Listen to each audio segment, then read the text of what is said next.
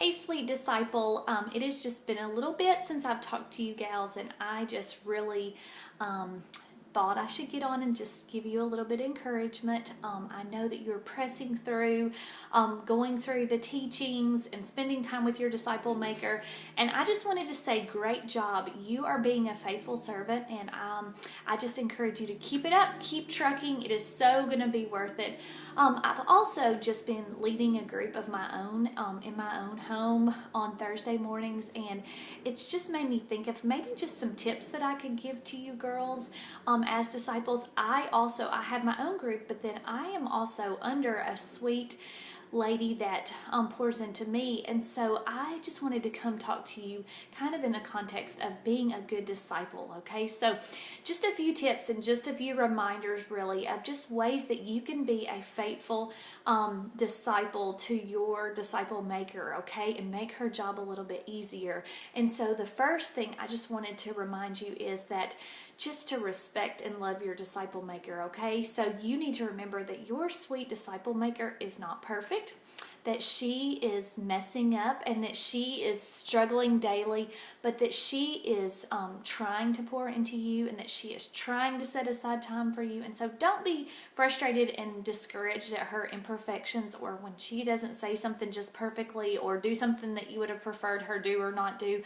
Just give her grace and love her, and just know that this job is not easy, and that you want to be easy to love. Make it easier for her to love and pour into. So just give her grace for her imperfections. None of us are going to have perfect disciple makers, and so if you're waiting on that, you're going to be waiting forever to be discipled. And so just love and give your girl grace. And the second thing I wanted to encourage you is to make sure that you are faithful. Just with the time that you guys already have set aside together, don't you miss that time, okay? You're going to be tempted every week or every time to let something interrupt that time or come in between that time, but do not dare let that happen. You protect that time, and you be there and be faithful. And then also for the time that you get outside of your set time, be ready and open, and just tell your disciple maker, hey, I have these times ready. If you have any extra time, I would love to have some more time with you. And that will be a blessing to you. If you can get some more time with your disciple maker, other than just your group time, but you need to be the hungry one that goes after that time. When I first had my very first mentor, you ladies may have heard me say this before, but I just told her, I am here whenever you can meet, and I will come to you, and I will help you do your laundry and whatever it takes just to get some of your wisdom. And that is a wise woman, to be that teachable, to be that hungry, and to know that there are things out there that we can be encouraged and blessed by our disciple maker. And so be that hungry girl that wants more time with them.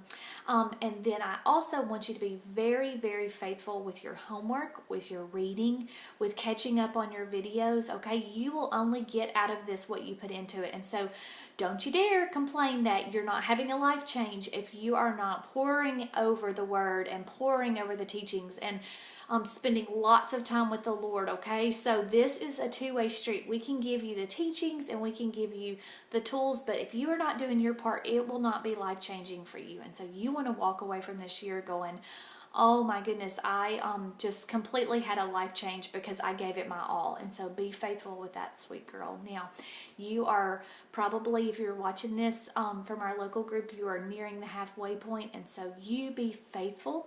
You see this thing through to completion. You be lovable. You be teachable. You don't be a drama queen. You be a sweet girl that just loves the Lord and loves people and wants to grow. You be authentic in your groups. Don't you dare hide and say things are great. Don't you dare think, well, my group won't understand.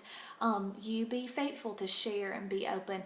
And then also, if you are in a group setting, I really want to encourage you and remind you that it's not just about you. You are a vital part of this group and the group dynamic. And so if you miss, or if you're flippant about loving on your other girls, you're going to miss out on part of the experience. And so if you're in a group dynamic, you make sure that you are just pouring into those other girls in your group and encouraging them, and even just quietly encouraging them after the group setting. Hey, thanks for sharing that today, or hey, I'll be praying for you about that today, so that they know that they are loved not only by their disciple maker, but also by all the girls in their group. So you just keep trudging forward, girl. You just get all that you can from Jesus this year. He is so worth it. He is so worthy, because you want to be ready next year to be a disciple maker yourself. So just know that I love you, and I'm praying for you. I'm cheering for you. I believe in you, and I'm honored that you would be a part of this group.